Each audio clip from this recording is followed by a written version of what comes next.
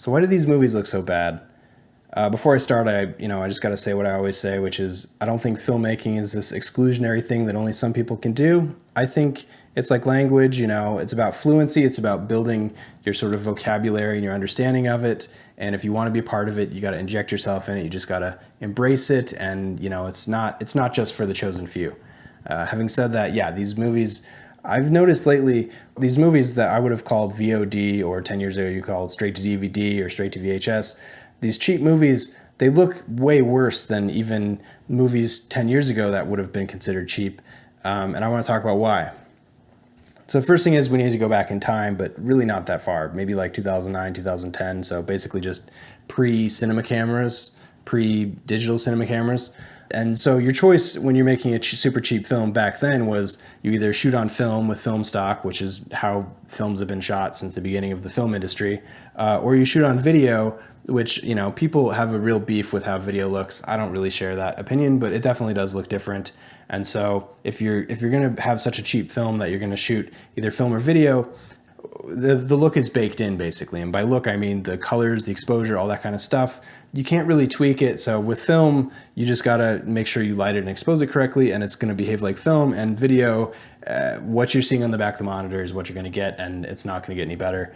So cheap stuff, honestly, it looks cheap both because it's usually shot on video, but also just because everything in front of the camera is also cheap. Cheaper costumes, cheaper makeup, cheaper locations, cheaper special effects, like all of it looks cheap, but it's not a deal breaker. Like think of any major filmmaker today that has a name that came up in the 90s and 2000s. Their first films were shot cheaply, and you can tell they don't look great. They're pretty ugly films usually. Sometimes they're in black and white. Think of Clerks, for instance, black and white. But it wasn't a deal breaker because, again, story is king. So obviously that's not the case with sound. Sound either works or it doesn't. But when it comes to story, story is story. And so if the image sucks, as long as the story's good, people will be on for the ride. So let's fast forward to, past 2010 to maybe now with the advent of digital cinema cameras. I'm talking about Red, I'm talking about Arri Alexa, Blackmagic. In the past few years, every camera manufacturer has made a cinema camera of some kind.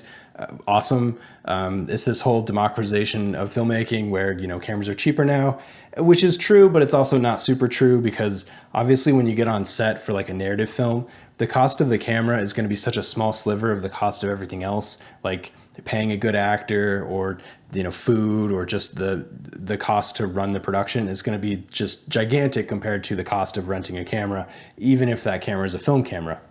But having said that, these digital cinema cameras, they do something really interesting. I think the camera manufacturers, when they started making them, figured out that they don't exactly make a film look the way film, which has had an extra couple hundred years to sort of iron out the kinks. But what they could do, because it's digital, is it's all math, it's all numbers. And so by using math, they can do this thing where they can make a log profile or a flat profile where everything sort of gets squeezed into the middle. And what it does is it saves the shadows, but it saves the highlights too. And sort of everything exists sort of in the middle in sort of this gray-green. And that gray-green is where it's really important because that's where all the color information is. If you just shot it in sort of a standard profile, red would look like red, but if you needed to change it or if you needed to adjust something, you really can't. Whereas if you shoot in this log profile, once you stretch it back out using a lookup table or a LUT or any other way of doing it, red can be red, but red can also be changed to magenta or a different hue. You can like manipulate or push the image around a lot, especially in color. And I said LUT there, and I think in the same era that digital cameras started shooting in flat profiles, the camera manufacturers figured out that what would ultimately be called color grading is a whole can of worms. And so you shoot your camera in this log profile, and then that same camera company, you can download a LUT or a lookup table, which is basically just the math backwards to stretch out the image to what we're used to, what we expect. So if you're shooting on a Canon, you shoot C-Log 2, which is a flat profile. You can go to Canon's website, you can download still today a LUT, a lookup table for C-Log 2, which stretches the image out. And basically it's the engineers saying, this is our interpretation of how colors and exposure should be.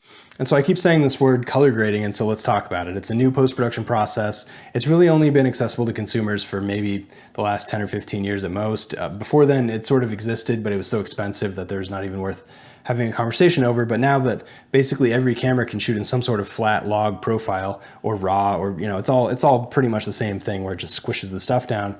Any nonlinear editor in your computer has color grading tools to stretch out that image, either using a LUT or using some other technique. And so these newer cheap films, they look cheap for all the reasons that has always been the case even before color grading. You know, the makeup, the wardrobe, the sets, the props, all that kind of stuff. Probably lighting more than anything else. I feel like lighting makes such a big difference. But it is also now this additional post process, which is color grading. And so there's that, but there's also this, which is colorists usually have not only an education investment, but they also have to buy these really fancy scientific monitors to look at the footage because these monitors are going to most closely represent the experience of seeing it in like a proper movie theater. In fact, a lot of colorists on the really high end actually do their final color grade in movie theaters because that's just, you know, taking one more variable out of the process.